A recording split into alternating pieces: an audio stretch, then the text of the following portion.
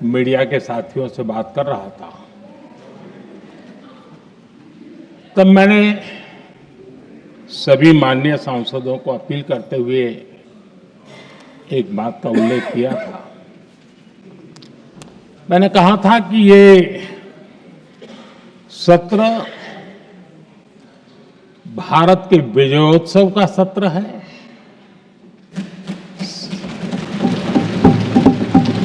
संसद का ये सत्र भारत के गौरवगान का सत्र है।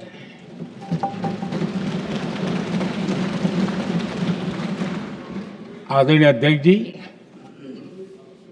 जब मैं विजयोत्सव की बात कर रहा हूं, तब मैं कहना चाहूंगा कि ये विजयोत्सव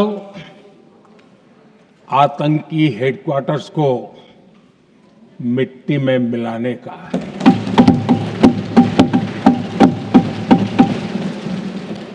जब मैं विजयोत्सव कहता हूं, तो ये विजयोत्सव सिंदूर की सौगंध पूरा करने का है।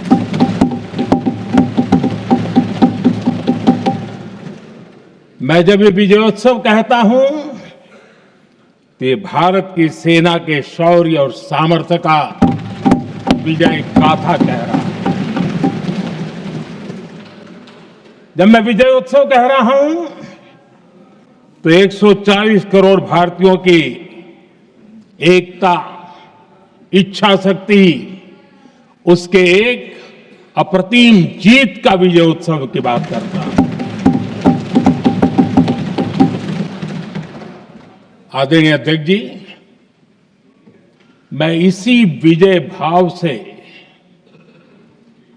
इस सदन में भारत का पक्ष रखने के लिए खड़ा हुआ।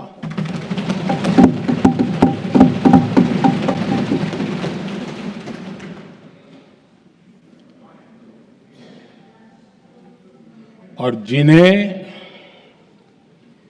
भारत का पक्ष नहीं दिखता है, उन्हें मैं आईना दिखाने के लिए खड़ा हुआ।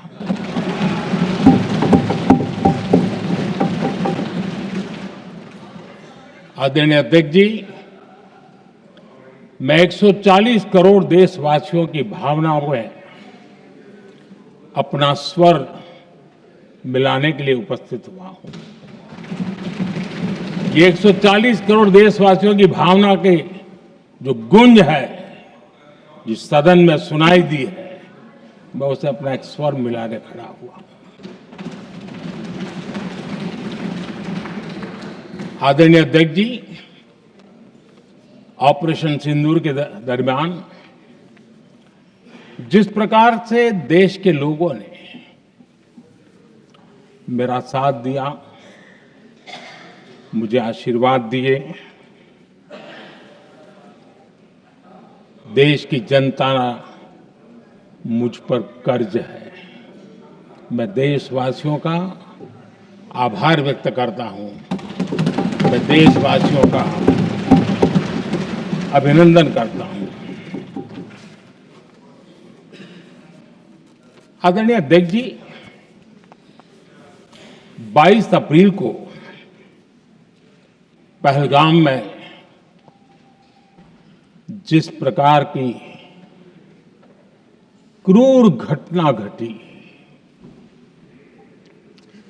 जिस प्रकार आतंकवादियों ने निर्दोष लोगों को उनका धर्म पूछ करके गोलियां मारी, ये क्रूरता की पराकाष्ठा थी। भारत को हिंसा की आग में झोंकने का ये सुविचारित प्रयास था। भारत में दंगे फैलाने की ये साजिश थी। मैं आज देशवासियों का धन्यवाद करता हूं कि देश ने एकता के साथ उस साजिश को नाकाम कर दिया।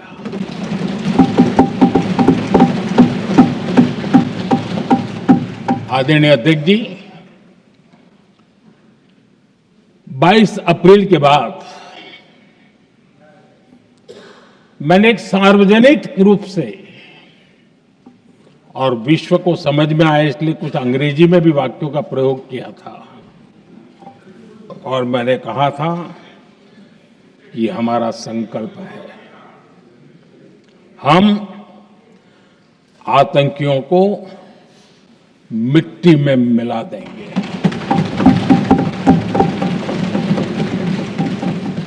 और मैंने सार्वजनिक रूप से कहा था, सजा उनके आकाओं को भी होगी और कल्पना से भी बड़ी सजा मिलेगी।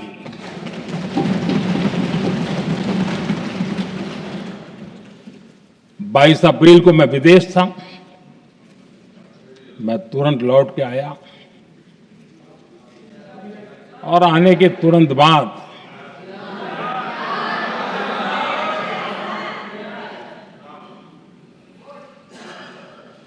मैंने एक बैठक बुलाई और उस बैठक में हमने साफ साफ निर्देश दिए कि आतंकवाद को करारा जवाब देना होगा और ये हमारा राष्ट्रीय संकल्प है। आदरणीय अध्यक्ष जी, हमें हमारे सैन्य बलों की क्षमता पर पूरा विश्वास है, पूरा भरोसा है उनकी क्षमता पर, उनके सामर्थ्य पर, उनके साहस पर। सेना को कार्रवाई की खुली छूट दे दी गई और यह भी कहा गया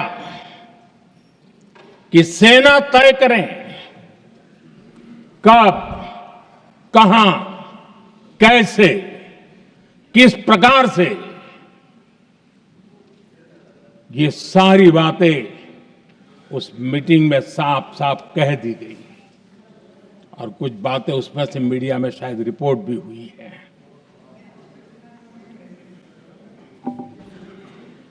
हमें गर्व है, आतंकियों को वो सजा दी और सजा ऐसी है कि आज भी आतंक के उन आकाओं की नींद उड़ी हुई है।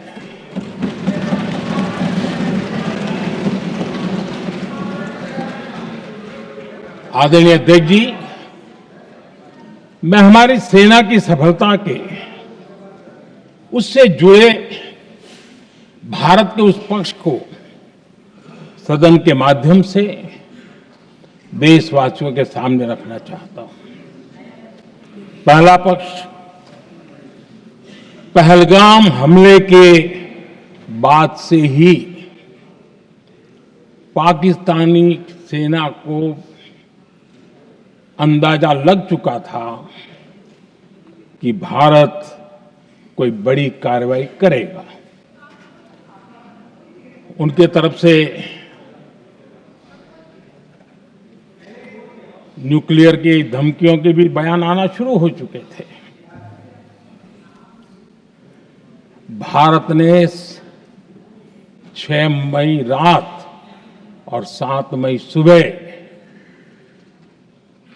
जैसा तय किया था वैसी कार्रवाई की और पाकिस्तान कुछ नहीं कर पाया। 22 मिनट में 22 अप्रैल का बदला निर्धारित लक्ष्य के साथ हमारी सेना ने ले लिया। दूसरा पक्ष, आदरणीय अध्यक्ष जी, पाकिस्तान के साथ हमारी लड़ाई तो कई बार हुई है, लेकिन ये पहली ऐसी भारत की रणनीति बनी कि जिसमें पहले जहां कभी नहीं गए थे वहां हम पहुंचे। पाकिस्तान के कोने कोने में आतंकी अड्डों को धुआं धुआं कर दिया गया।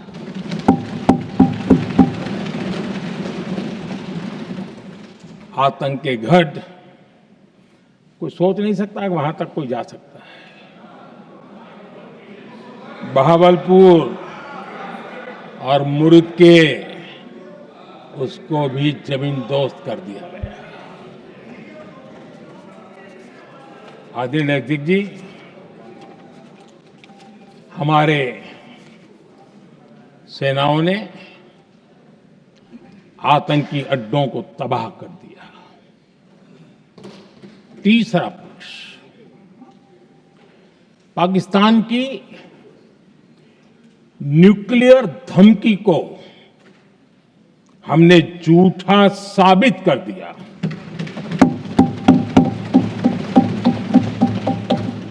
भारत ने सिद्ध कर दिया कि न्यूक्लियर ब्लैकमेलिंग अब नहीं चलेगा और न ही ये न्यूक्लियर ब्लैकमेलिंग के सामने भारत झुकेगा। आदरणीय अध्यक्ष जी, चौथा पक्ष, भारत ने दिखाई अपनी तकनीकी क्षमता। पाकिस्तान के सीने पर सटीक प्रहार किया। पाकिस्तान के एयरबेस एसेट्स को भारी नुकसान हुआ और आज तक उनके कई एयरबेस आईसीयू में पड़े हैं। आज टेक्नोलॉजी आधारित युद्ध का युग है। ऑपरेशन सिंदूर इस महारत में भी सफल सिद्ध हुआ है।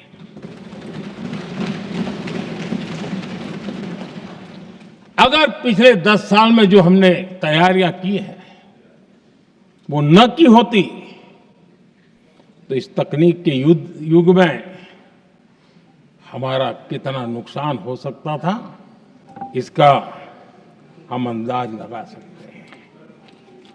पांचवा पक्ष,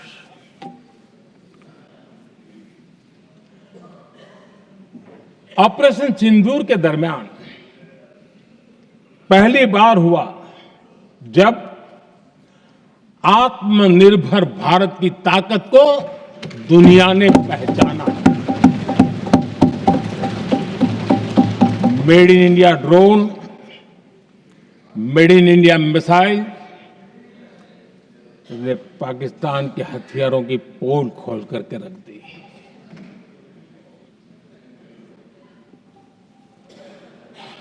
आदरणीय अध्यक्ष जी, और भी एक महत्वपूर्ण काम जो हुआ है, वैसे जब राजीव गांधी जी थे उस समय उनके जो एक डिफेंस का काम देखने वाले एमओएस थे,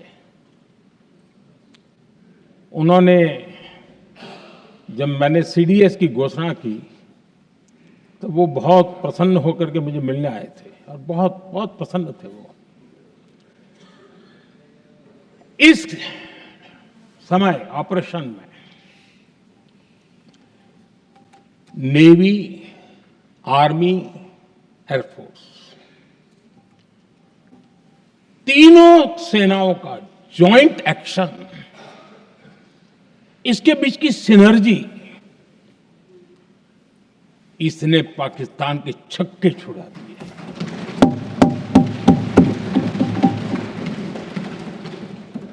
आदरणीय अध्यक्ष जी, आतंक की घटनाएं पहले भी देश में होती थी, लेकिन पहले आतंकवादियों के मास्टरमाइंड निश्चिंत होते थे और वो आगे की तैयारी में लगे रहते थे। उनको पता था कुछ नहीं होगा। लेकिन अब स्थिति बदल गई है। अब हमले के बाद मास्टरमाइंड को नींद नहीं आती। उनको पता है कि भारत आएगा और मार के जाएगा।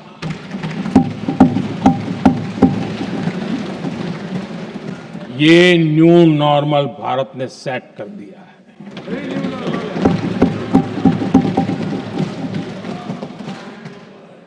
आदरणीय अध्यक्ष जी, दुनिया ने देख लिया कि हमारी कार्यवाही का दायरा कितना बड़ा, स्केल कितना बड़ा। सिंदूर से लेकर के सिंधु तक पाकिस्तान पर कार्रवाई की है। ऑपरेशन सिंदूर ने तय कर दिया कि भारत में आतंकी हमले की, उसके आकाओं को और पाकिस्तान को भारी कीमत चुकानी पड़ेगी। अब ऐसे ही नहीं जा सकते। आदरणीय अध्यक्ष जी, ऑपरेशन सिंदूर से स्पष्ट होता है कि भारत ने 3 सूत्र तय किए हैं।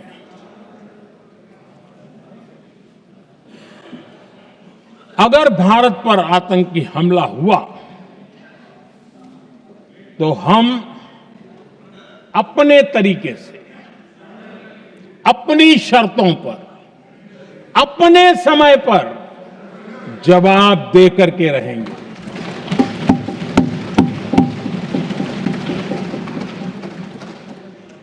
दूसरा, कोई भी न्यूक्लियर ब्लैकमेल अब नहीं चलेगा।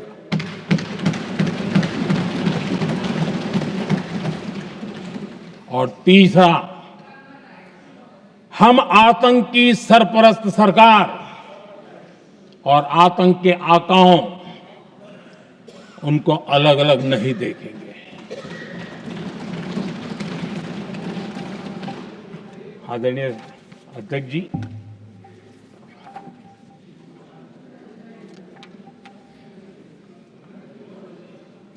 यहां पर विदेश नीति को लेकर के भी काफी बातें कही गई हैं।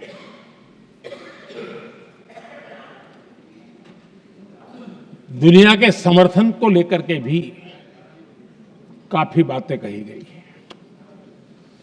मैं आज सदन में कुछ बातें पूरी स्पष्टता से कह रहा हूं। दुनिया में किसी भी देश ने भारत को अपनी सुरक्षा में कार्रवाई करने से रोका नहीं है।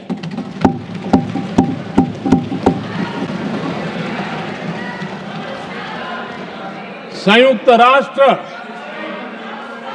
193 कंट्रीज,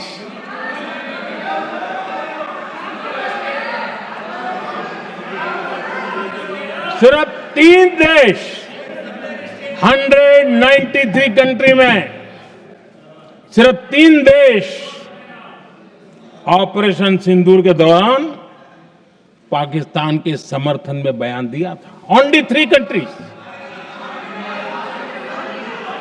क्वाड हो, ब्रिक्स हो, फ्रांस, रूस, जर्मनी, कोई भी देश का नाम ले लीजिए, तमाम देश दुनिया भर से भारत को समर्थन मिला है।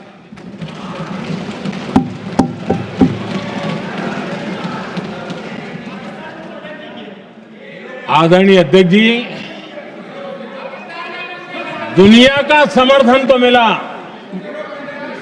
दुनिया के देशों का समर्थन मिला, माननीय, लेकिन ये दुर्भाग्य है कि मेरे देश के वीरों के पराक्रम को कांग्रेस का समर्थन नहीं।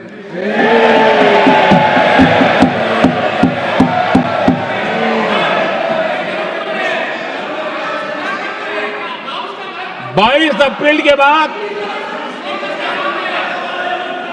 22 अप्रैल के आतंकी हमले के बाद 3-4 दिन में ही ये उछल रहे थे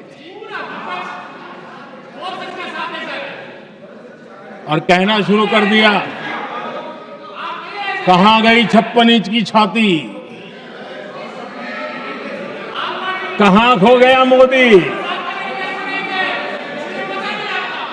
मोदी तो फेल हो गया।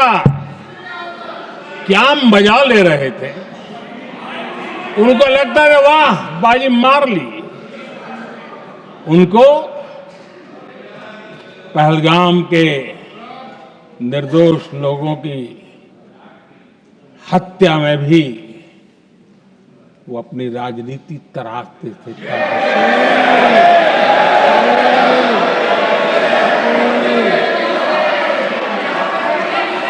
अपनी स्वार्थी राजनीति के लिए मुझ पर निशाना साध रहे थे, लेकिन उनकी ये बयानबाजी, इनका छिछोरापन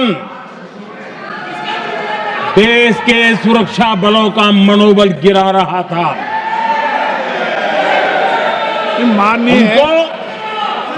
माननीय प्रतिपक्ष के नेता, एक मिनट, प्रतिपक्ष के नेता आपकी बात सबने ध्यान से सुनी।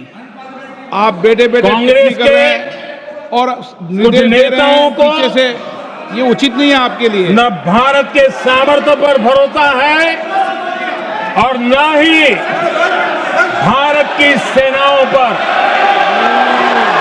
इसलिए वो लगातार ऑपरेशन सिंदूर पर सवाल उठा रहे हैं।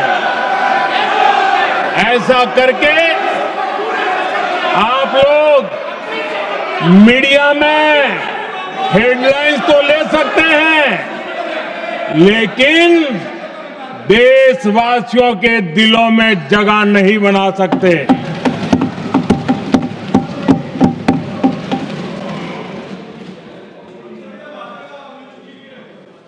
आदरणीय सभापति जी, आदरणीय अध्यक्ष जी,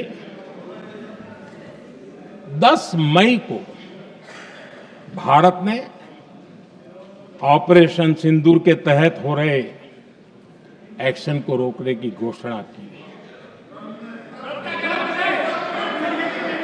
इसको लेकर यहां भांति भांति की बातें कही गई। ये वही प्रोपेगेंडा है जो सीमा पार से फैलाया गया है। कुछ लोग सेना द्वारा दिए गए तथ्यों की जगह पाकिस्तान के झूठ प्रचार को आगे बढ़ाने में जुटे हुए हैं।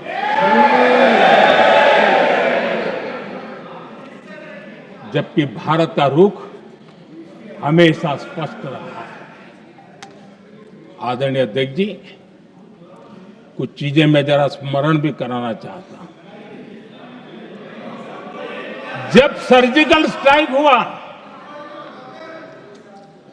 उस समय हमने लक्ष्य तय किया था, हमारे जवानों को तैयार करके, कि हम उनके इलाके में जाकर के आतंकियों के जो लॉन्चिंग पैड है उनको नष्ट करेंगे।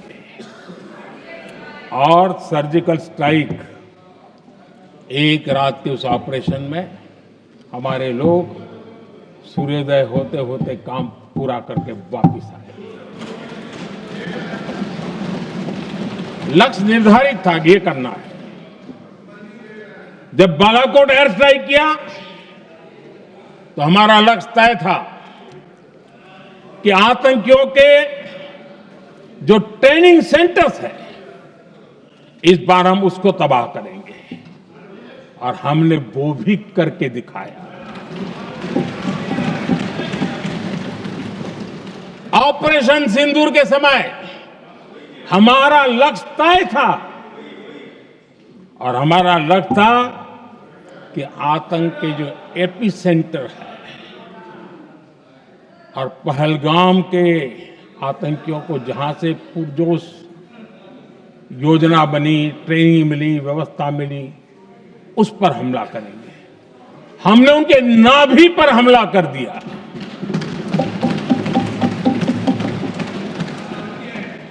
जहां पहलगाम के आतंकियों का रिक्रूटमेंट हुआ, ट्रेनिंग होती थी, फंडिंग होता था, उन्हें टेक्निकल सपोर्ट मिलता था, शस्त्र सरंजाम मिलता था, उस जगह को आइडेंटिफाई किया और हमने सटीक तरीके से ऑपरेशन सिंदूर के तहत आतंकियों की नाभि पे प्रहार कर दिया। और आदरणीय अध्यक्ष जी, इस बार भी हमारी सेना ने 100% लक्ष्यों को हासिल करके देश के सामर्थ्य का परिचय दिया।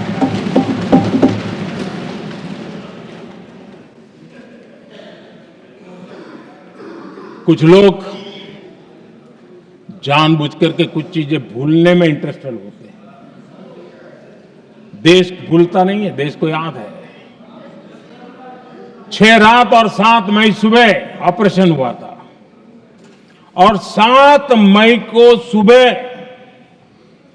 भारत ने प्रेस कॉन्फ्रेंस हमारी सेना ने की और इस प्रेस कॉन्फ्रेंस में भारत ने स्पष्ट कर दिया था और पहले दिन से क्लियर था कि हमारा लक्ष्य है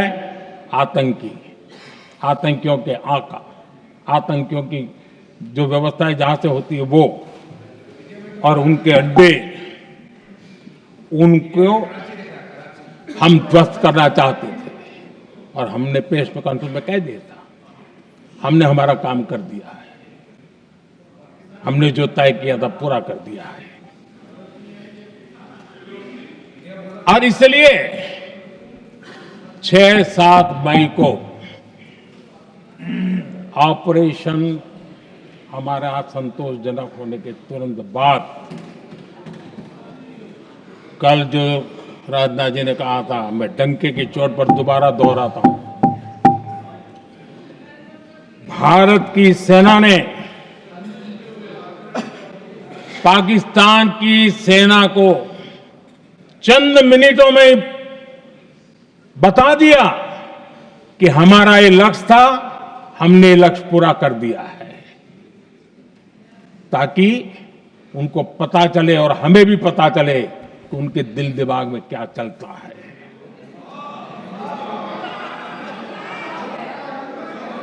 हमने अपना लक्ष्य 100% हासिल कर लिया था और पाकिस्तान में समझदारी होती तो आतंकियों के साथ खुलेआम खड़े रहने की गलती न करता। उसने निर्लज्ज होकर के आतंकवादियों के साथ खड़े रहने का फैसला किया। हम पूरी तरह तैयार थे, हम भी मौके की तलाश में थे, लेकिन हमने दुनिया को बताया था कि हमारा लक्ष्य आतंकवाद है, आतंकवादी आका है, आतंकवादी ठिकाने हैं, वो हमने पूरा कर दिया। लेकिन जब पाकिस्तान ने आतंकियों की मदद में आने का फैसला किया और मैदान में उतरने की हरकत की, तो भारत की सेना ने सालों तक याद रह जाए ऐसा करारा जवाब दे करके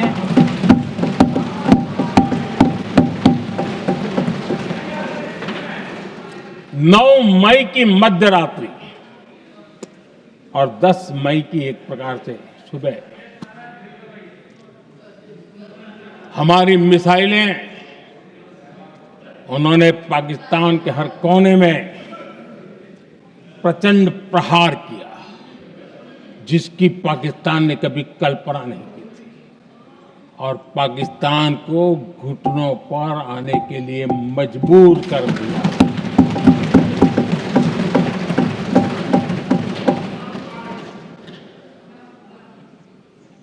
और आपने टीवी में भी देखा है, वहां से क्या बयान आते थे।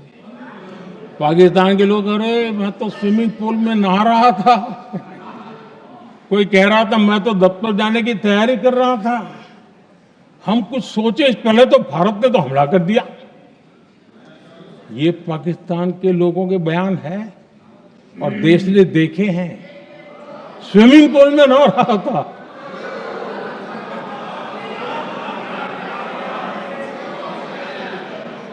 और जब इतना कड़ा प्रहार हुआ, पाकिस्तान ने कभी सोचा तक नहीं था, तब जाकर के पाकिस्तान ने फोन करके डीजीएमओ के सामने फोन करके गुहार लगाई, बस करो, बहुत मारा, अब ज्यादा मार झेलने की ताकत नहीं है, प्लीज हमला रोक दो। ये पाकिस्तान के डीजीएमओ का फोन था। और भारत ने तो पहले दिन ही कह दिया था, 7 तारीख सुबह की प्रेस देख लीजिए, कि हमने हमारा लक्ष्य पूरा कर दिया है, अगर आप कुछ करोगे तो महंगा पड़ेगा। और आप धीरे ऐसे कैसे चलता है? प्लीज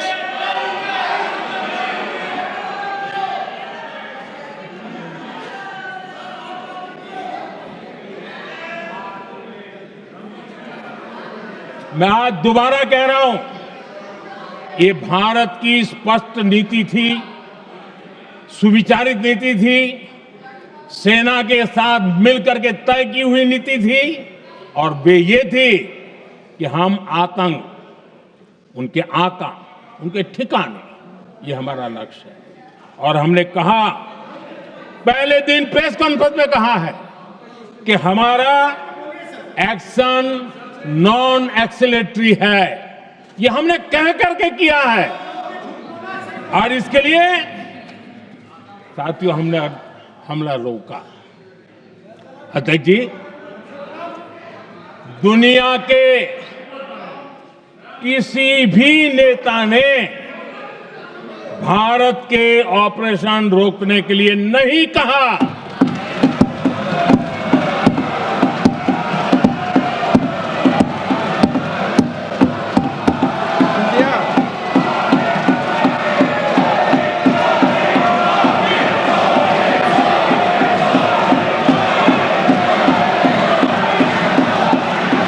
उसी दौरान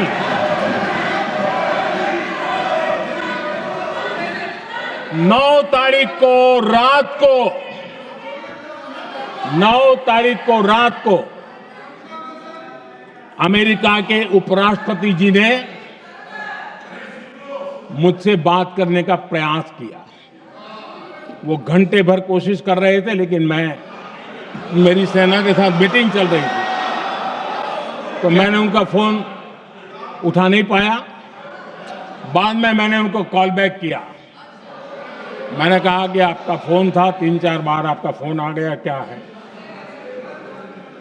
तो अमेरिका के उपराष्ट्रपति जी ने मुझे फोन पे बताया कि पाकिस्तान बहुत बड़ा हमला करने वाला है, ये उन्होंने मुझे बताया। मेरा जो जवाब था, जिनको समझ नहीं आता है उनको तो नहीं आएगा,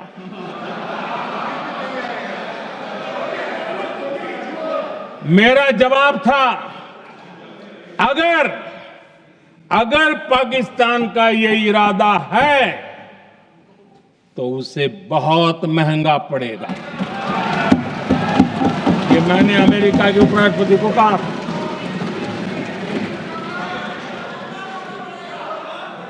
अगर पाकिस्तान हमला करेगा तो हम बड़ा हमला कर करके जवाब देंगे, ये मेरा जवाब था। और आगे मेरा एक वाक्य था, मैंने कहा था हम गोली का जवाब गोले से देंगे। ये 9 तारीख रात की बात है और 9 रात में और 10 सुबह हमने पाकिस्तान को सैन्य शक्ति को तहस नहस कर दिया था। और यही हमारा जवाब था, यही हमारा जज्बा था। और आज पाकिस्तान भी भली भांति जान गया है कि भारत का हर जवाब पहले से ज्यादा तगड़ा होता है।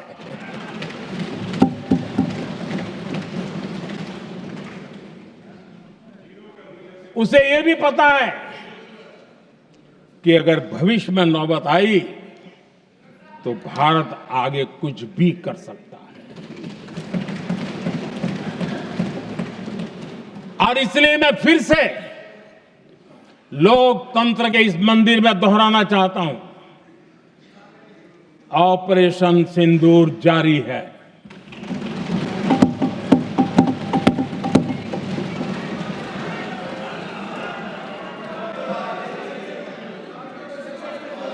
पाकिस्तान ने दुस्साहस की अगर कल्पना की तो उसे करारा जवाब दिया जाएगा।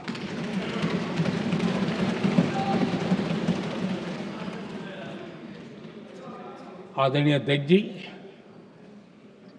आज का भारत आत्मविश्वास से भरा हुआ है। आज का भारत आत्मनिर्भरता के मंत्र को लेकर के पूरी शक्ति के साथ तेज गति से आगे बढ़ रहा है। देश देख रहा है भारत आत्मनिर्भर बनता जा रहा है। लेकिन देश ये भी देख रहा है कि एक तरफ तो भारत आत्मनिर्भरता की ओर तेज गति से आगे बढ़ रहा है, लेकिन कांग्रेस मुद्दों के लिए पाकिस्तान पर निर्भर होती जा रही है।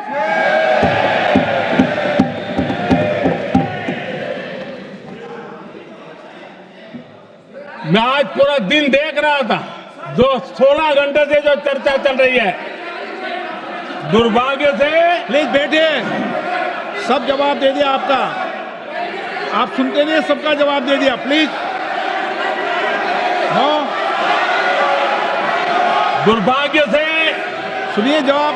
कांग्रेस को पाकिस्तान के मुद्दे इंपोर्ट करने पड़ रहे हैं।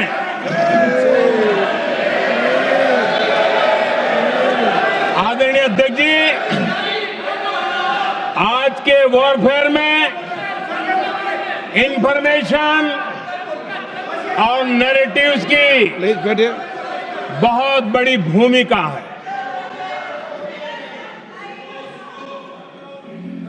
नैरेटिव घड़ करके, एआई का भी भरपूर उपयोग करके सेनाओं के मनोबल को कमजोर करने के खेल भी खेले जाते हैं। जनता के अंदर अविश्वास पैदा करने के भी भरपूर प्रयास होते हैं। दुर्भाग्य से कांग्रेस और उसके सहयोगी पाकिस्तान के ऐसे ही प्रपंच के प्रवक्ता बन चुके हैं।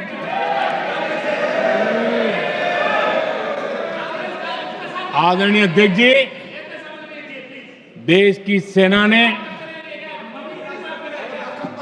आदरणीय अध्यक्ष जी, ये तरीका है देश आपका? की सेना ने, बैठिए बैठिए। देश की भाई, सेना ने सुनते नहीं। सर्जिकल स्ट्राइक की, बैठिए।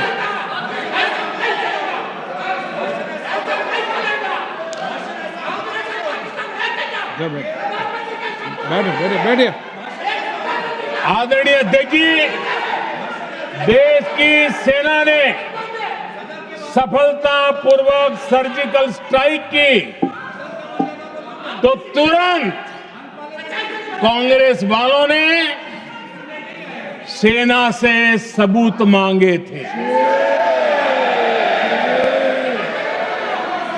लेकिन जब उन्होंने देश का मूड देखा, देश का मिजाज देखा, तो सुर उनके बदलने लगे और बदल करके क्या कहने लगे। कांग्रेस के लोगों ने कहा, ये सर्जिकल स्ट्राइक क्या बड़ी बात है, ये तो हमने भी की थी। एक ने कहा 3 सर्जिकल स्ट्राइक की थी, दूसरे ने कहा 6 सर्जिकल स्ट्राइक की थी, तीसरे ने कहा 15 सर्जिकल स्ट्राइक की थी। जितना बड़ा नेता उतना बड़ा आंकड़ा चल रहा था।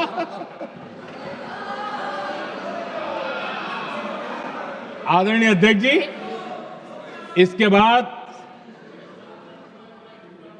बालाकोट में सेना ने एयर स्ट्राइक की। अब एयर स्ट्राइक तो ऐसी थी कि वो कुछ कह नहीं सकते थे, इसलिए ये तो नहीं कहा कि भाई हमने भी की थी। उसमें तो उन्होंने समझदारी दिखाई, लेकिन फोटो मांगने लगे। एयर स्ट्राइक हुई तो फोटो दिखाओ, क्या कहां गिरा, क्या तोड़ा, कितने मरे, बस यही पूछते रहे। पाकिस्तान भी यही पूछता था, ये भी यही पूछते थे। इतना ही नहीं, आदरणीय अध्यक्ष जी, जब पायलट अभिनंदन पकड़े गए तो पाकिस्तान में तो खुशी का माहौल होना स्वाभाविक था कि उनके हाथ में भारतीय सेना का एक पायलट उनके हाथ लगा था। लेकिन यहां पर भी कुछ लोग थे जो कानों कानों में कह रहे थे, अब मोदी फंसा, अब अभिनंदन वहां आए, मोदी ला करके दिखा दे, अब देखते हैं मोदी क्या करता है। आज डंके की चोट पर अभिनंदन वापिस आए।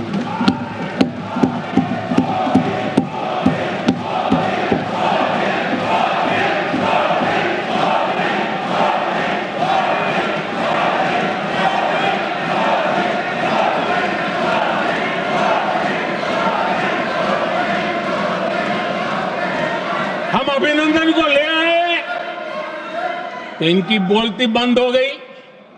इनको लगा यार ये नसीब वाला आदमी है, हमारा हथियार हाथ से निकल गया। आदरणीय अध्यक्ष जी, पहलगाम हमले के बाद हमारा बीएसएफ का एक जवान पाकिस्तान के कब्जे में गया, तो फिर इनको लगा वाह बड़ा मुद्दा हाथ में आ गया है, अब मोदी फंस जाएगा। अब तो मोदी की फजीयत जरूर होगी। और उनकी इकोसिस्टम ने सोशल मीडिया में बहुत सारी कथाएं वायरल की कि ये बीएसएफ के जवान का क्या होगा, उसके परिवार का क्या होगा, ये वापस आएगा, कब आएगा, कैसे आएगा, न जाने क्या क्या चला दिया। आदरणीय अध्यक्ष जी, बीएसएफ का वो जवान भी आन बान शान के साथ वापस आया।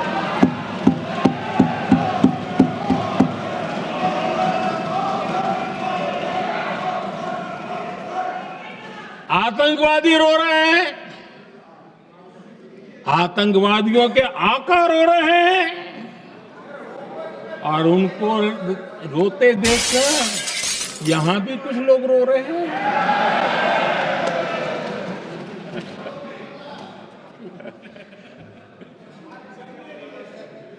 अब देखिए, सर्जिकल स्ट्राइक चल रही थी, उसके बाद उन्होंने एक खेल खेलने की कोशिश की, बात जमी नहीं। एयर स्ट्राइक हुई तो दूसरा खेल खेलने की कोशिश की, वो भी जमी नहीं। जब ये ऑपरेशन सिंदूर हुआ तो उन्होंने नया पैंतरा शुरू किया। और क्या शुरू किया? रोक क्यों दिया? पहले तो मानने को तैयार नहीं थे कि मुक्त करते, अब कहते रोक क्यों दिया? वाहरे बयान बहादुरों,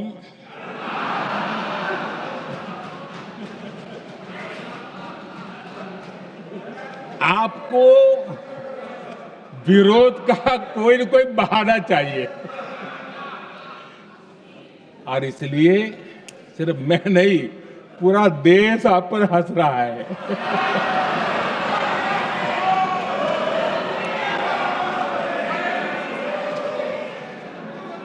आदरणीय अध्यक्ष जी, सेना का विरोध, सेना के प्रति एक पता नहीं नेगेटिविटी, ये कांग्रेस का पुराना रवैया रहा। देश ने अभी अभी करगिल विजय दिवस मनाया, लेकिन देश पूरी तरह जानता है कि उनके कार्यकाल में और आज तक करगिल के विजय को कांग्रेस ने अपनाया नहीं है। न करगिल विजय दिवस मनाया है, न करगिल विजय का गौरव किया। इतिहास साक्षी है अध्यक्ष जी। जब डोकलाम में सैन्य हमारा शौर्य दिखा रहा था, तब कांग्रेस के नेता चुपके चुपके किससे ब्रीफिंग लेते थे, वो सारी दुनिया अब जान गई।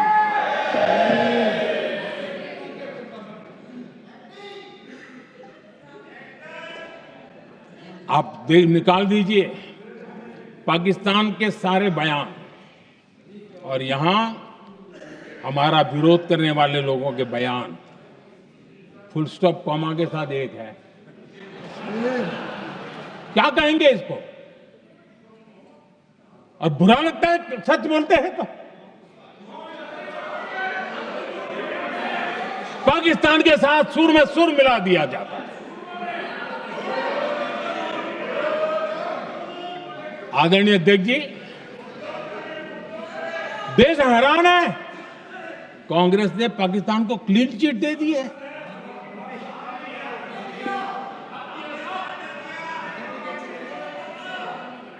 उनकी ये हिम्मत, और इनकी आदत जाती नहीं है, ये हिम्मत कि पहलगाम के आतंकी पाकिस्तानी थे, इसका सबूत दो।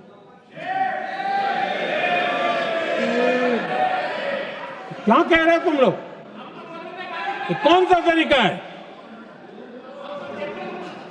और यही मांग पाकिस्तान कर रहा है जो कांग्रेस कर रही है। और आदरणीय अध्यक्ष जी, आज जब सबूतों की कोई कमी नहीं है, सब कुछ आंखों के सामने दिखता है, तब ये हालत है।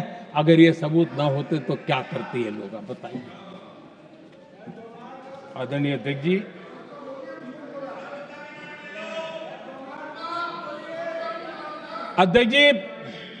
ऑपरेशन सिंदूर के एक पार्ट की तरफ तो चर्चा भी बहुत होती है, ध्यान भी जाता है, लेकिन देश के लिए कुछ गौरव की क्षणें होती हैं, ताकत की परिचय होता है, उसकी तरफ भी ध्यान जाना बहुत आकर्षित है।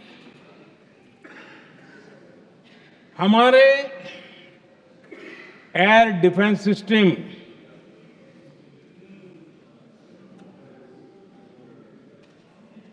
दुनिया में इसकी चर्चा है। हमारे एयर डिफेंस सिस्टम ने पाकिस्तान की मिसाइल और ड्रोन्स उसको तिनके की तरफ बिखेर दिया था।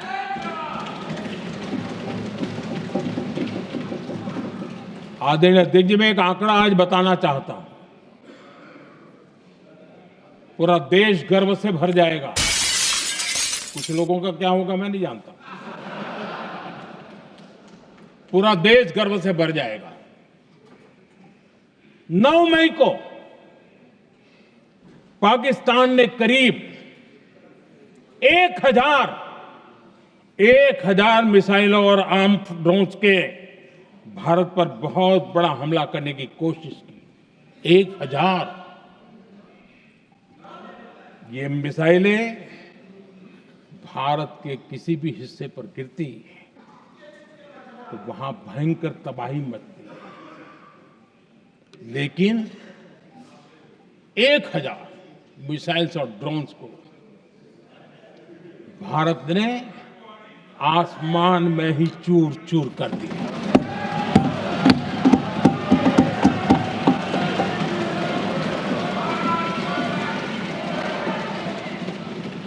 हर देशवासी को इससे गर्व हो रहा। लेकिन जैसे कांग्रेस के लोग इंतजार कर रहे थे, कुछ तो गड़बड़ होगी यार, मोदी मरेगा, कहीं तो फंसेगा।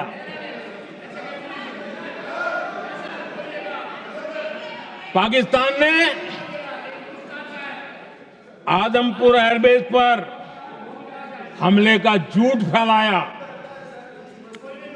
उस झूठ को बेचने की भरपूर कोशिश की, पूरी ताकत दी लगा दी। मैं अगले ही दिन आदमपुर पहुंचा और खुद जाकर के उनके झूठ को मैंने बेनकाब कर दिया। तब जाकर के उनको अकल ठिकाने लगी कि अब ये झूठ चलने वाला नहीं है। आदरणीय अध्यक्ष जी, जो हमारे छोटे दलों के साथी हैं, जो राजनीति में नए हैं, उनको कभी शासन में रहने का अवसर नहीं मिला, उनसे कुछ बातें निकलती मैं समझ सकता हूं। लेकिन कांग्रेस पार्टी ने इस देश में लंबे समय तक राज किया है। उसको शासन की व्यवस्थाओं का पूरा पता है। उन चीजों से वो निकले हुए लोग हैं। उनके लिए शासन व्यवस्था क्या होती इसकी समझ पूरी है, अनुभव है उनके पास। उसके बाद भी विदेश मंत्रालय तुरंत जवाब दे, उसको स्वीकारना नहीं। विदेश मंत्री जवाब दे, इंटरव्यू दे, बार बार बोले, उसको स्वीकारना नहीं। गृह मंत्री बोले, रक्षा मंत्री बोले, किसी पर भरोसा नहीं। जिसने इतने सालों तक राज किया, उनको देश की व्यवस्थाओं पर अगर भरोसा नहीं है, तब शक उठता है कि क्या हालत हो गई है इनकी। आदरणीय अध्यक्ष जी, अब कांग्रेस का भरोसा पाकिस्तान के रिमोट कंट्रोल से बनता है और बदलता है।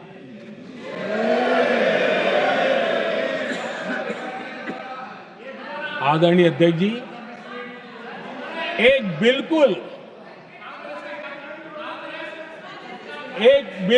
कांग्रेस के नए सदस्य, यानी उनको तो क्षमा करनी चाहिए, नए सदस्य को क्या कहेंगे, लेकिन कांग्रेस के आका जो उनको लिख करके देते हैं और उनसे बुलवाते हैं, खुद में हिम्मत नहीं है, उनसे बुलवाते हैं कि ऑपरेशन सिंदूर, ये तो तमाशा था। ये आतंकवादियों ने जिन 26 लोगों को मौत के घाट उतारा था ना, उस भयंकर पूर्व घटना पर ये तेजाब छिड़कने वाला पाप है। तमाशा कहते हो? आपकी असहमति हो सकती है, और ये कांग्रेस के नेता बुलवाते हैं।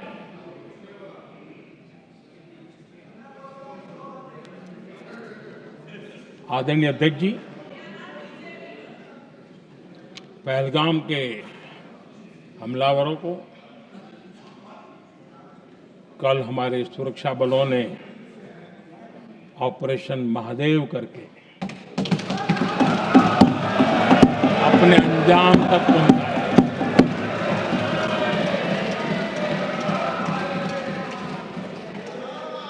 लेकिन मैं हैरान हूं कि यहां ठहाके लगा के पूछा गया कि आखिर ये कल ही क्यों हुआ।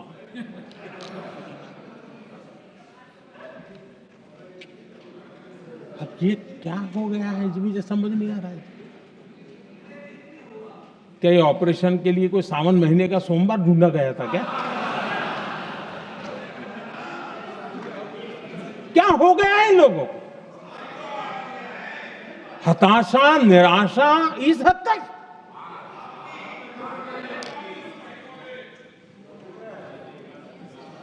और देखिए मजा, पिछले कई सप्ताह से हाँ ऑपरेशन सिंदूर हो गया तो ठीक है, पहलगाम के आतंकियों का क्या हुआ, पहलगाम के आतंकियों का। अब हुआ तो कल क्यों हुआ?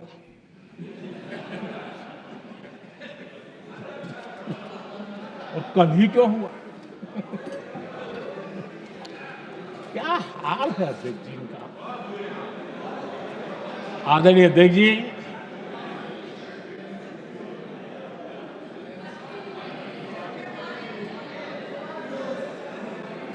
आदरणीय अध्यक्ष जी,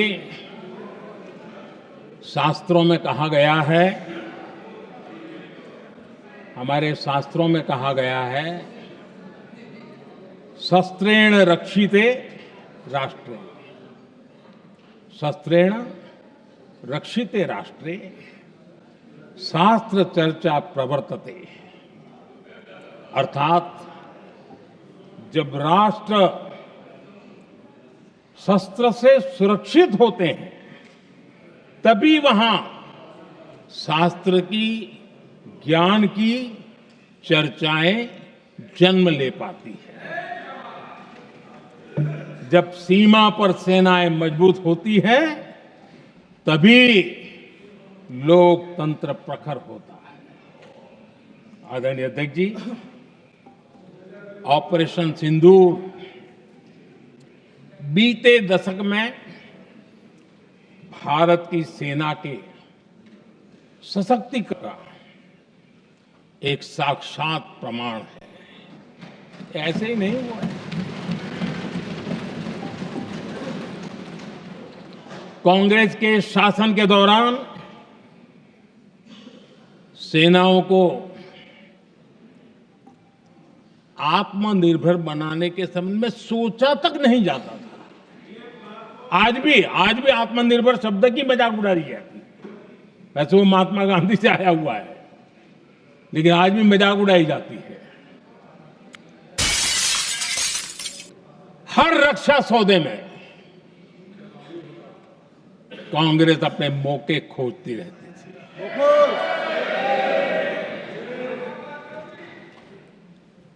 छोटे छोटे हथियारों को लिए विदेशों पर निर्भरता, ये इनका कार्यकाल रहा है।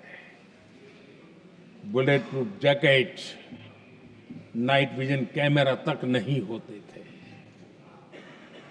और लंबा लिस्ट है, जीप से शुरू होता है, बफो, हेलीकॉप्टर, हर चीज के साथ घोटाला जुड़ा हुआ है। आदरणीय अध्यक्ष जी, हमारी सेनाओं को आधुनिक हथियारों के लिए दशकों तक इंतजार करना पड़ा। आजादी के पहले, और इतिहास गवाह, एक जमाना था जब डिफेंस मैन्युफैक्चरिंग में भारत का आवाज सुनाई देती थी। जिस समय तलवारों से लड़ा जाता था ना, तब भी तलवारें भारत की श्रेष्ठ मानी जाती थी। हम डिफेंस के इक्विपमेंट में आगे थे। लेकिन आजादी के बाद जो एक मजबूत डिफेंस इक्विपमेंट मैन्युफैक्चरिंग का हमारा दायरा था, जो हमारा पूरा इकोसिस्टम था, उसको सोच समझ करके तबाह कर दिया गया, उसको दुर्बल किया गया।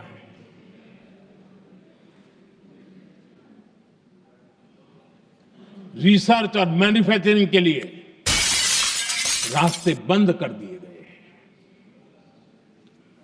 अगर इसी नीति पर हम चलते तो भारत इस 21वीं सदी में ऑपरेशन सिंदूर के संबंध में सोच भी नहीं सकता। यह हालत करके रखा हुआ था उन्होंने। भारत को सोचना पड़ता कि अगर कोई एक्शन लेना है तो शस्त्र कहां से मिलेंगे, साधन कहां से मिलेगा, बारूद कहां से मिलेगा, समय पर मिलेगा या नहीं मिलेगा, बीच बचाव में रुकता नहीं जाएगा, ये टेंशन पालना पड़ता है।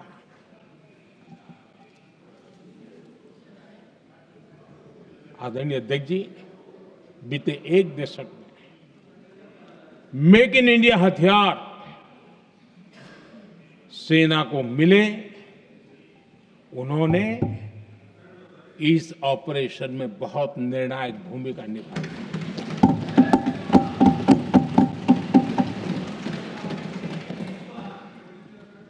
आदरणीय अध्यक्ष जी,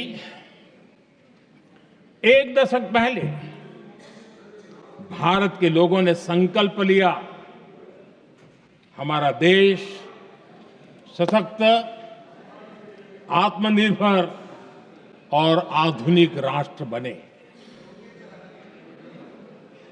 रक्षा, सुरक्षा, हर क्षेत्र में बदलाव के लिए एक के बाद एक ठोस कदम उठाए गए, सीरीज ऑफ रिफॉर्म्स किए गए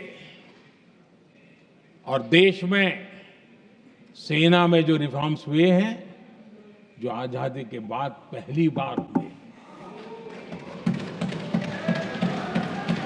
चीफ ऑफ डिफेंस स्टाफ की नियुक्ति, ये विचार कोई नया नहीं था, दुनिया में प्रयोग भी चलते हैं, भारत में निर्णय नहीं होते थे। हमने, ये बहुत बड़ा रिफॉर्म था, हमने किया और बहुत ही, मैं हमारी तीनों सेनाओं का अभिनंदन करता हूं कि इस व्यवस्था को उन्होंने दिल से सहयोग किया है, दिल से स्वीकार किया है। सबसे बड़ी ताकत ज्वाइंटनेस और इंटीग्रेशन की इस समय नेवी हो, एयरफोर्स हो, आर्मी हो, ये इंटीग्रेशन और ज्वाइंटनेस ने हमारी ताकत को अनेक गुना बढ़ा दिया और उसका परिणाम भी हमें नजर में आया है, ये हमने करके देखा है। सरकार की जो डिफेंस प्रोडक्शन की कंपनियां थी, उसमें हमने रिफॉर्म किए। शुरुआत में वहां पर आग लगाना, आंदोलन करवाना, हड़तालें करवाने के खेल चल रहे थे, अभी भी बंद नहीं हुए हैं, लेकिन देश हित को सर्वोपरि मान करके उन डिफेंस इंडस्ट्री के हमारे जो लोग थे सरकारी व्यवस्था में, उन्होंने इसको मन से लिया, रिफॉर्म को स्वीकार किया और वो भी आज बहुत प्रोडक्टिव बन गए।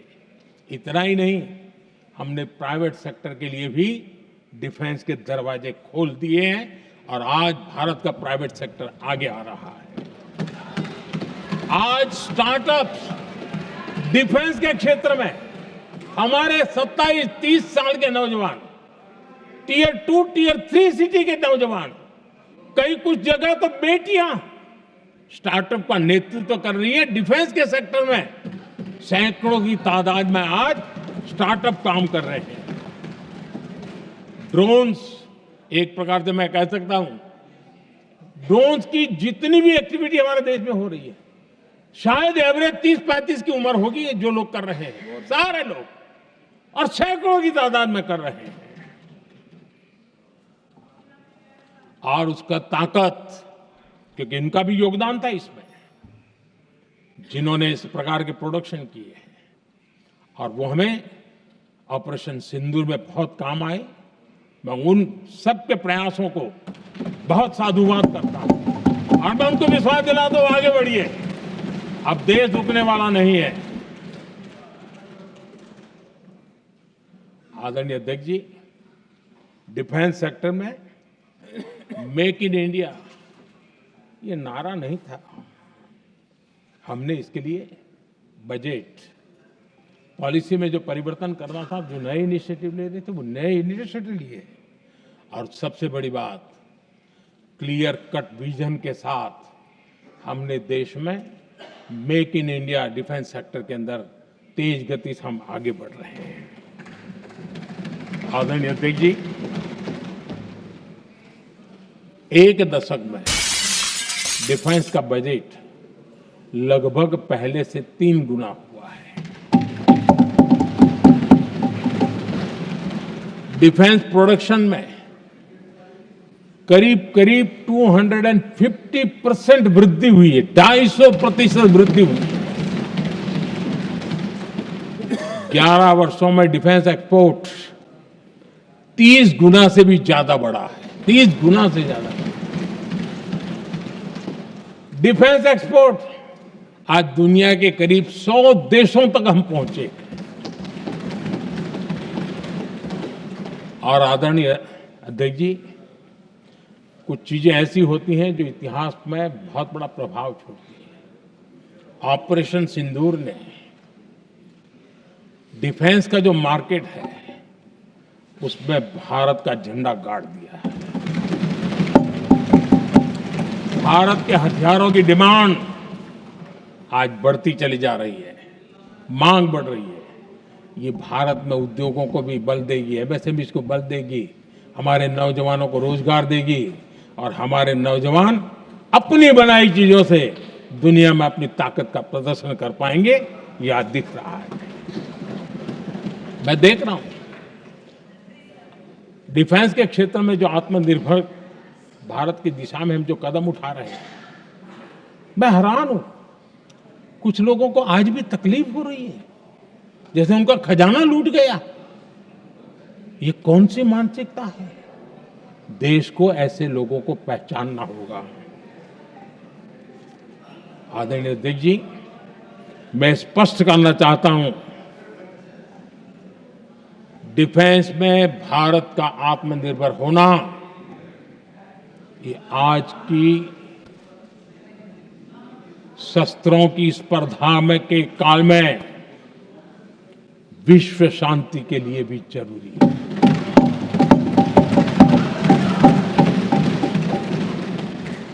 मैं पहले भी कह चुका हूं, भारत युद्ध का नहीं, बुद्ध का देश है। हम समृद्धि, शांति चाहते हैं, लेकिन हम ये कभी न भूले कि समृद्धि का और शांति का रास्ता शक्ति से ही गुजरता है।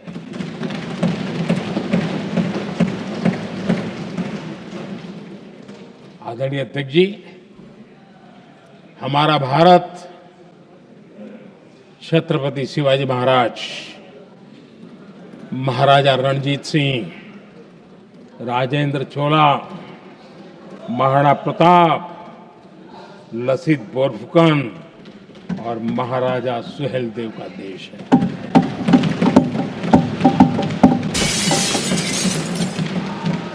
आदरणीय अध्यक्ष जी, हम विकास और शांति के लिए सामरिक सामर्थ्य पर भी फोकस करते हैं। आदरणीय अध्यक्ष जी, कांग्रेस के पास नेशनल सिक्योरिटी का विजन न पहले था और आज तो सवाल ही नहीं उठता है।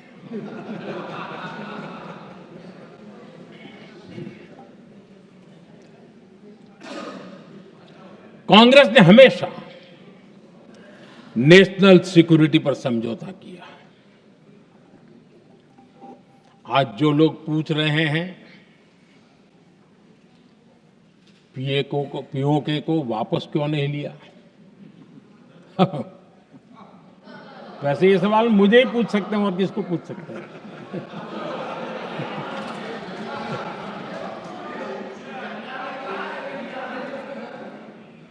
लेकिन इसके पहले जवाब देना होगा पूछने वालों को। किसकी सरकार ने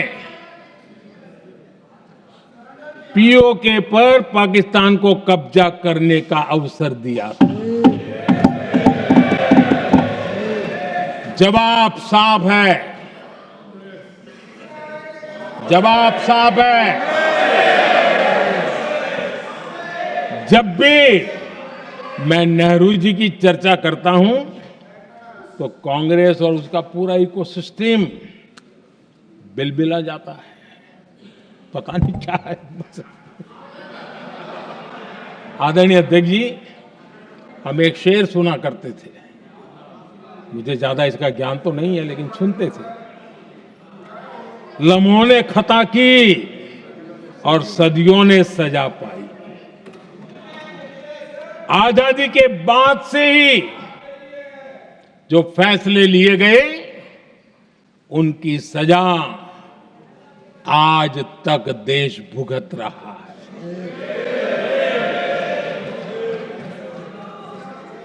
यहां बार बार एक बात का जिक्र हुआ और मैं फिर से करना चाहूंगा। अक्साई चीन की उस पूरे क्षेत्र को बंजर जमीन करार दिया गया। ये कह करके तो बंजर है। देश की 38,000 वर्ग किलोमीटर जमीन हमें खोनी पड़ी।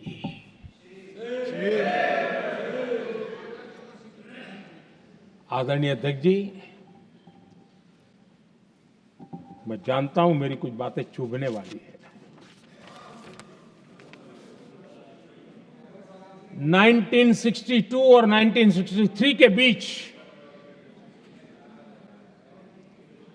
कांग्रेस के नेता जम्मू कश्मीर के पूंछ,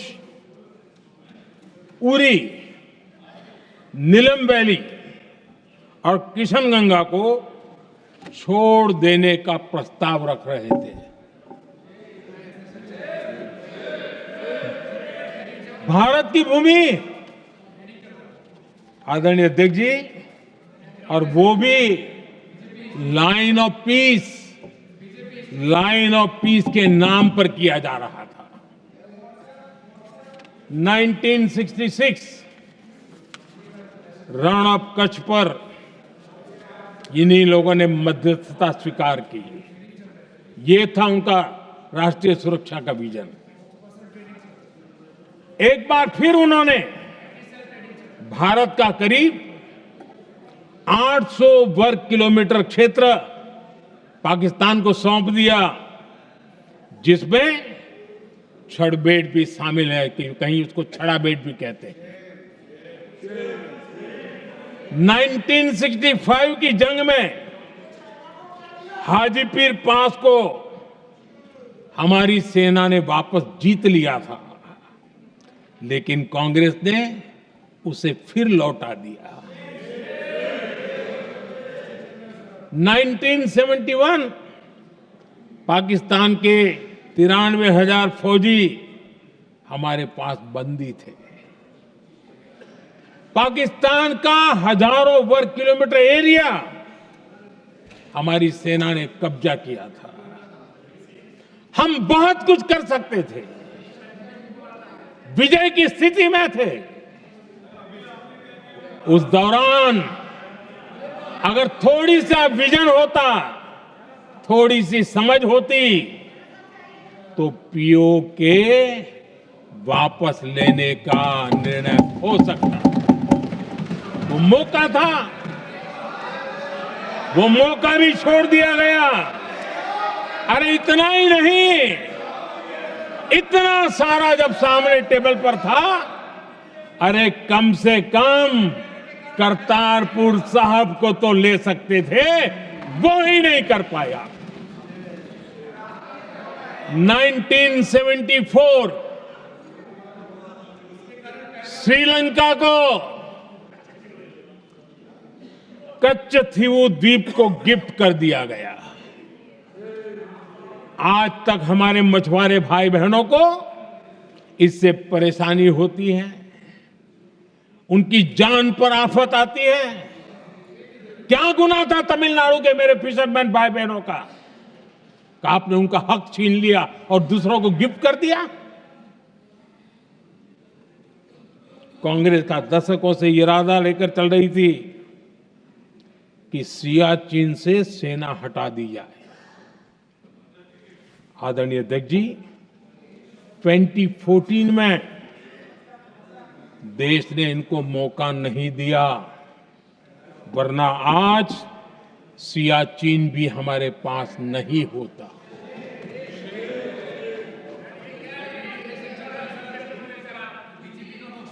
आदरणीय अध्यक्ष जी, आजकल कांग्रेस के जो लोग हमें डिप्लोमेसी का पाठ पढ़ा रहे हैं, मैं उन्हें उनकी डिप्लोमेसी याद दिलाना चाहता हूं, ताकि उनको भी कुछ याद रहे, पता चले।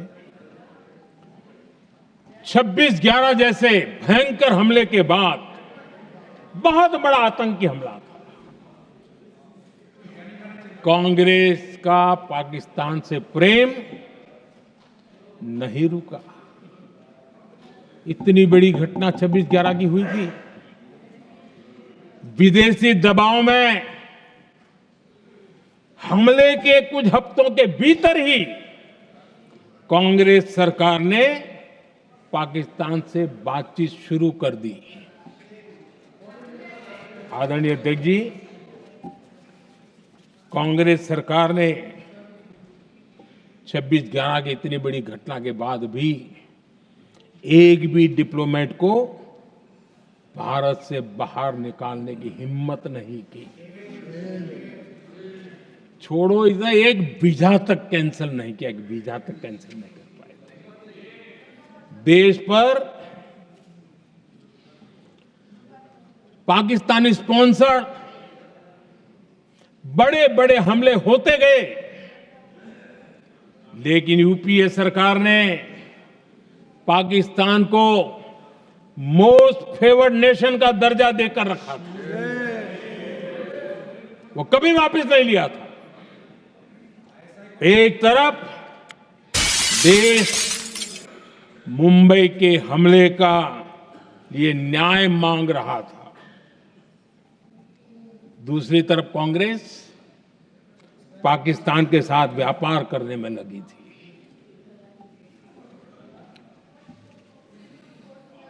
पाकिस्तान वहां से खून की होली खेलने वाले आतंकियों को भेजते रहे, और कांग्रेस यहां अमन की आश के मुशायरे किया करती थी। मुशायरे होते थे। हमने आतंकवाद और अमन की आस का ये वन वे ट्रैफिक बंद कर दिया।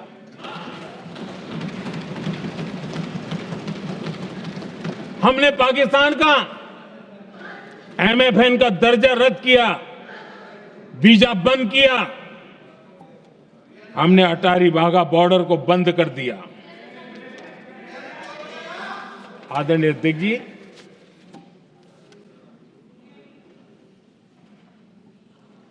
भारत के हितों को गिरवी रख देना ये कांग्रेस की पार्टी की पुरानी आदत है। इसका सबसे बड़ा उदाहरण सिंधु जल समझौता है। सिंधु जल समझौता किसने किया?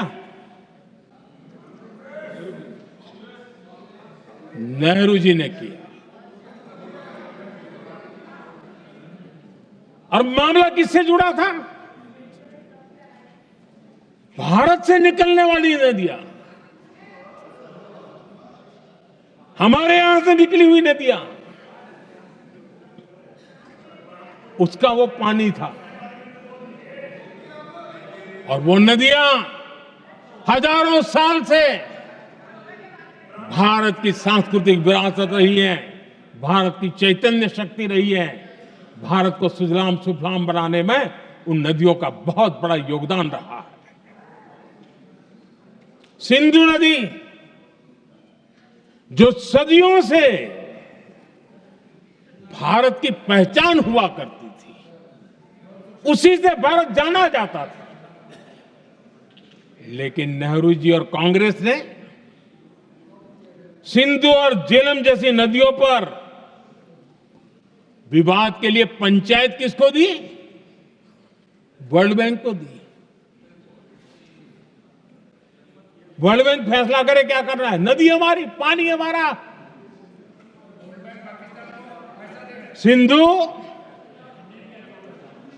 सिंधु जल समझौता सीधा सीधा भारत की अस्मिता और भारत के स्वाभिमान के साथ किया गया बहुत बड़ा धोखा था।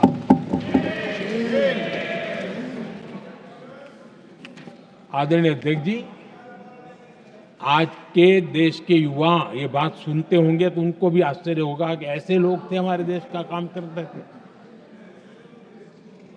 नेहरू जी ने इस ट्रीटी करी और क्या किया कि ये जो पानी था, जो नदियां थी, जो भारत से निकल रही थी, उन्होंने 80% पानी पाकिस्तान को देने के लिए वो राजी हो गए। और इतना बड़ा हिंदुस्तान, उसको सिर्फ 20% पानी। कोई मुझे समझाए भाई ये कौन सी बुद्धिमानी थी, कौन सा देश हित था, कौन सी डिप्लोमेसी थी, क्या हालत करके बना के रखा था आप लोगों ने। इतनी बड़ी आबादी वाला हमारा देश, हमारे यहां से निकलती हुई ये नदियां, और सिर्फ 20% पानी, और 80% पानी उन्होंने उसको दिया जो देश खुलेआम भारत को अपना दुश्मन करार कर देता रहा है, दुश्मन कहता रहा। और ये पानी पर किसका हक था? हमारे देश के किसानों का, हमारे देश के नागरिकों का, हमारा पंजाब, हमारा जम्मू कश्मीर, देश के एक बहुत बड़े हिस्से को इन्होंने पानी के संकट में धकेल दिया इस एक कारण से। और राज्यों के भीतर भी पानी को लेकर के आपस में संघर्ष पैदा हुई है, प्रतिस्पर्धा पैदा हुई, और उनका जिस पर हक था उस पर पाकिस्तान मौज करता रहा। और ये दुनिया में अपनी डिप्लोमेसी के पाठ पढ़ाते रहते हैं। आदरणीय अध्यक्ष जी, अगर ये ट्रीटी न होती तो पश्चिमी नदियों पर कई बड़ी परियोजनाएं बनती। पंजाब, हरियाणा, राजस्थान और दिल्ली, वहां के किसानों को भरपूर पानी मिलता, पीने के पानी की कोई समस्या नहीं रहती। औद्योगिक प्रगति के लिए भारत बिजली बना पाता। इतना ही नहीं, नेहरू जी ने इसके उपरांत करोड़ों रुपए भी दिए ताकि पाकिस्तान नहर बना सके।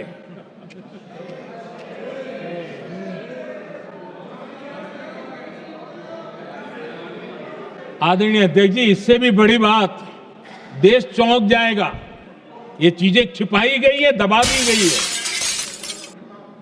कहीं भी बांध बनता है तो उसमें एक मैकेनिज्म होता है उसकी सफाई का, डीसिल्टिंग का।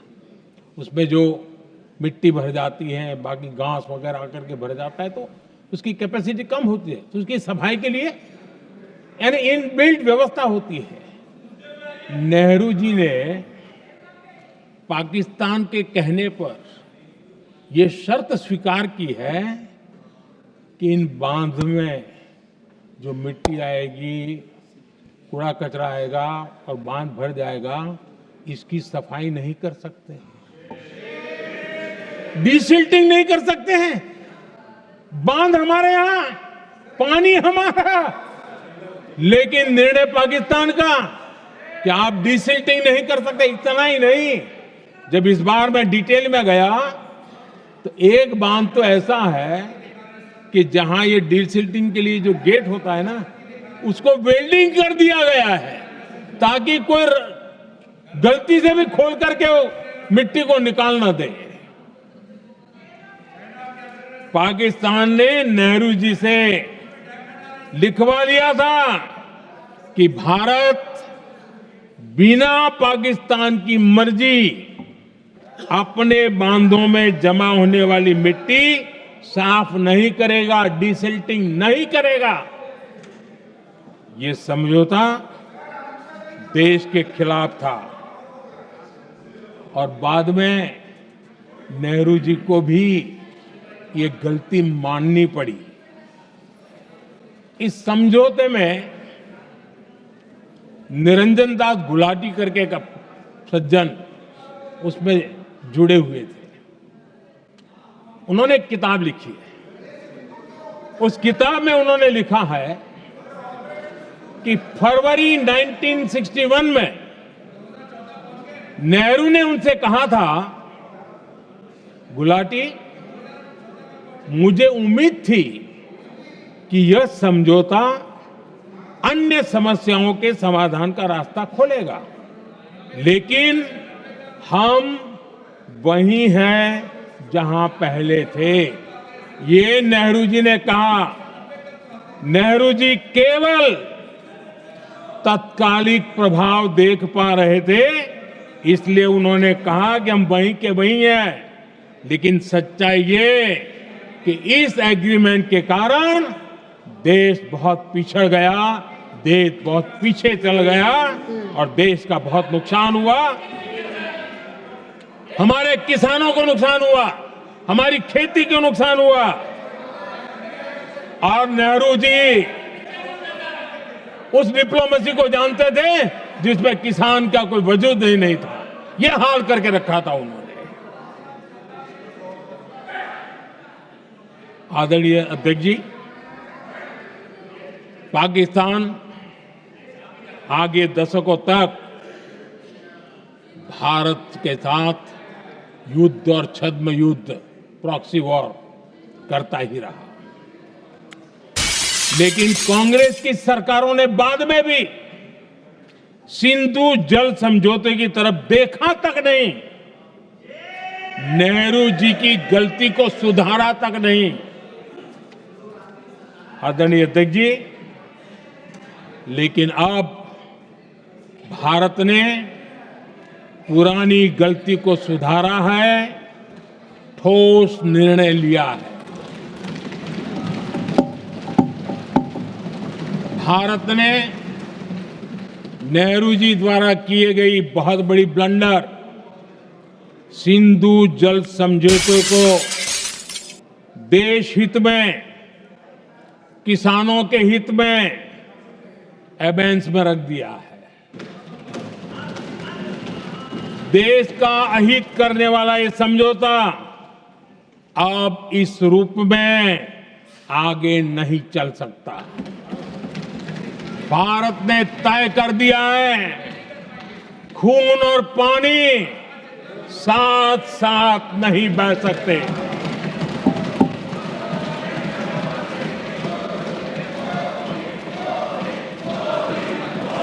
माननीय सदस्य, आप बहुत देर हो गई, आप उपनेता हैं, ये तरीका आप बैठे बैठे टोकते हैं, प्लीज, ये शोभा नहीं देता आपके लिए।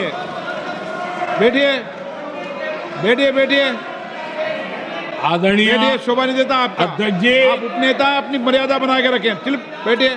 वहां बैठे साथी आतंकवाद पर लंबी लंबी बातें करते हैं। जब ये सत्ता में था, जब इनको राज करने का अवसर मिला था, तब देश का हाल क्या है, क्या रहा था, वो आज भी देश भूला नहीं है। 2014 से पहले देश में असुरक्षा का जो माहौल था, अगर वो आज याद भी करे ना, तो लोग सिहर जाते हैं। आदरणीय अध्यक्ष जी, हम सबको याद है, जो नई पीढ़ी के बच्चे हैं उनको पता नहीं है, हम सबको पता है। हर जगह पर अनाउंसमेंट होता था, रेलवे स्टेशन पर जाओ, बस स्टैंड पर जाओ, एयरपोर्ट पर जाओ, बाजार में जाओ, मंदिर में जाओ, कहीं पर भी जाओ, जहां भी भीड़ होती, कोई भी लावारिस चीज दिखे छूना मत, पुलिस को तुरंत जानकारी देना, वो बम हो सकता है। हम 2014 तक यही सुनते आए थे, ये हालात करके रखा था। देश के कोने कोने में यही हाल था। माहौल ये था कि जैसे कदम कदम पर बम बिछे हैं और खुद को ही नागरिकों ने बचाना है। उन्होंने हाथ ऊपर कर दिए थे, अनाउंस कर दिया।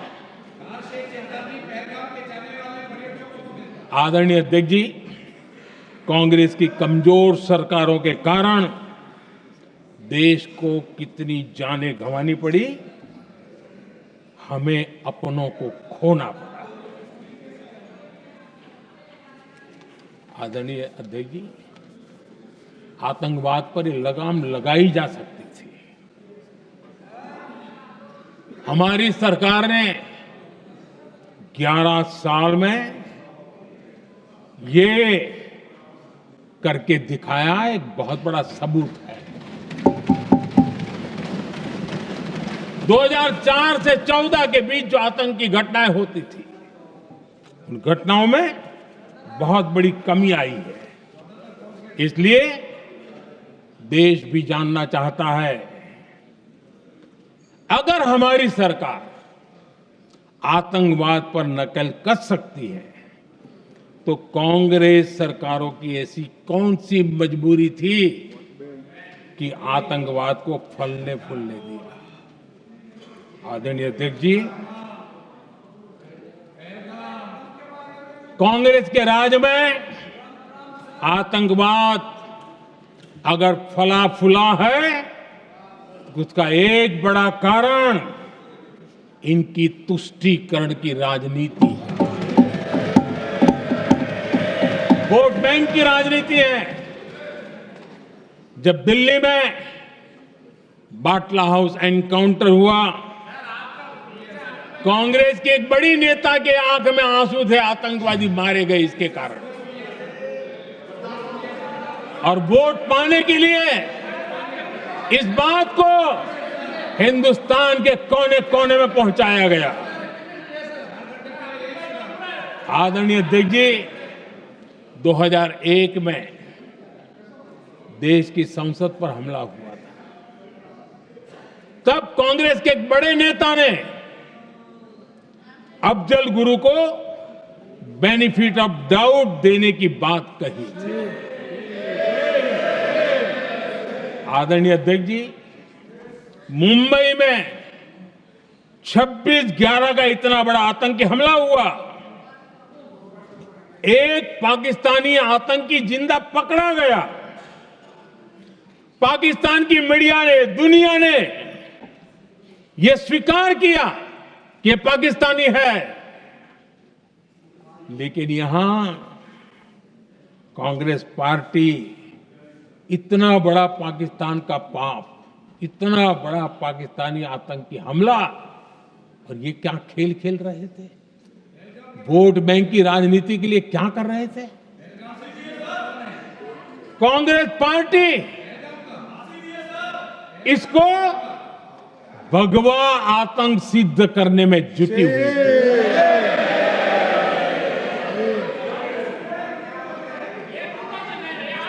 कांग्रेस दुनिया को हिंदू आतंकवाद की थ्योरी बेचने में लगी हुई थी। कांग्रेस के एक नेता ने अमेरिका के बड़े राजनयिक को यहां तक कह दिया था कि लश्कर-ए तोयबा से भी बड़ा खतरा भारत के हिंदू ग्रुप है। यह कहा गया था। तुष्टीकरण के लिए कांग्रेस ने जम्मू कश्मीर में भारत का संविधान बाबा साहब अंबेडकर का संविधान, उसे जम्मू कश्मीर में पैर नहीं रखने दिए, इन्होंने घुसने नहीं दिया, उसे बाहर रखा। तुष्टीकरण और वोट बैंक की राजनीति के लिए कांग्रेस हमेशा देश की सुरक्षा को बलि चढ़ाती रही। आदरणीय अध्यक्ष जी, तुष्टीकरण के लिए ही कांग्रेस ने आतंकवाद से जुड़े कानूनों को कमजोर किया। गृहमंत्री जी ने आज विस्तार से सदन में कहा है, इसलिए मैं इसको रिपीट करना नहीं चाहता। आदरणीय अध्यक्ष जी,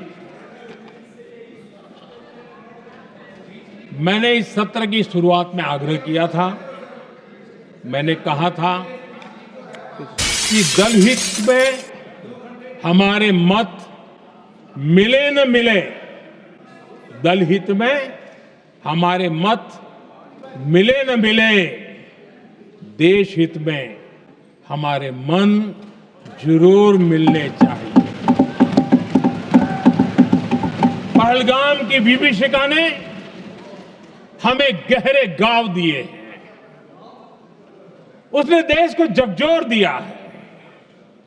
इसके जवाब में हमने ऑपरेशन सिंदूर किया तो सेनाओं के पराक्रम ने, हमारे आत्मनिर्भर अभियान ने देश में एक सिंदूर स्पिरिट पैदा किया है।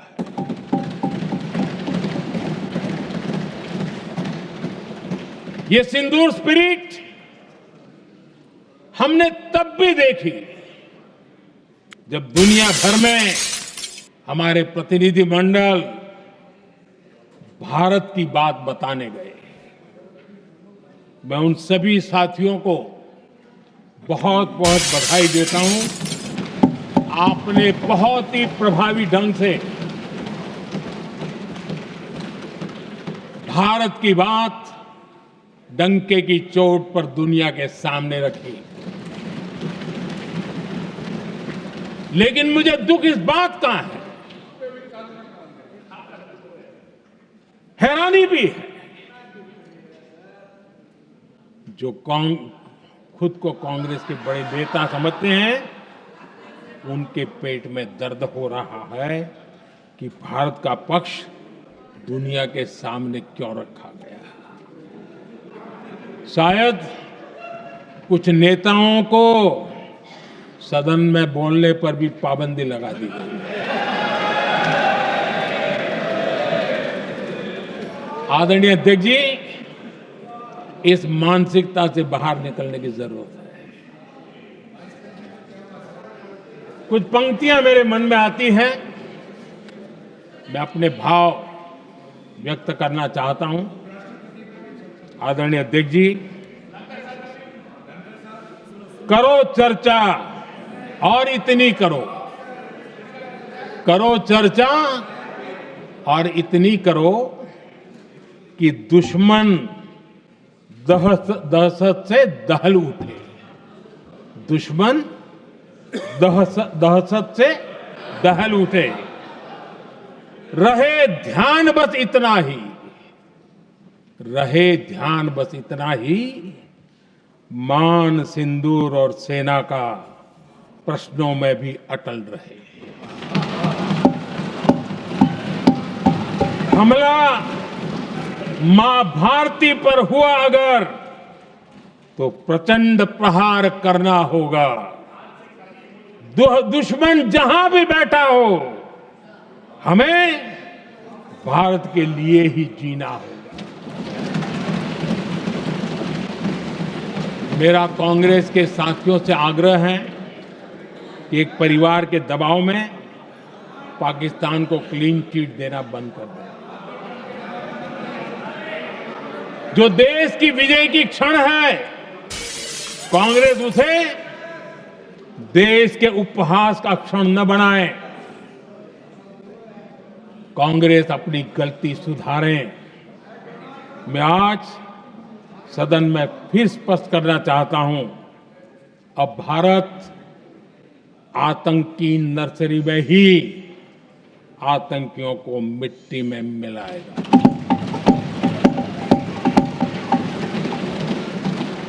हम पाकिस्तान को भारत के भविष्य खेलने नहीं देंगे और इसलिए ऑपरेशन सिंदूर खत्म नहीं हुआ है, ऑपरेशन सिंदूर जारी है। और ये पाकिस्तान के लिए भी नोटिस है। वो जब तक भारत के खिलाफ आतंक का रास्ता रोकेगा नहीं, तब तक भारत एक्शन लेता रहेगा। भारत का भविष्य सुरक्षित और समृद्ध होगा, यही हमारा संकल्प है। इसी भाव के साथ मैं फिर से सभी सदस्यों को सार्थक चर्चा के लिए धन्यवाद देता हूं और आदरणीय अध्यक्ष जी, मैंने भारत का पक्ष रखा है, भारत के लोगों की भावनाओं को व्यक्त किया है। मैं सदन का फिर से आभार व्यक्त करता हूं। बहुत बहुत धन्यवाद।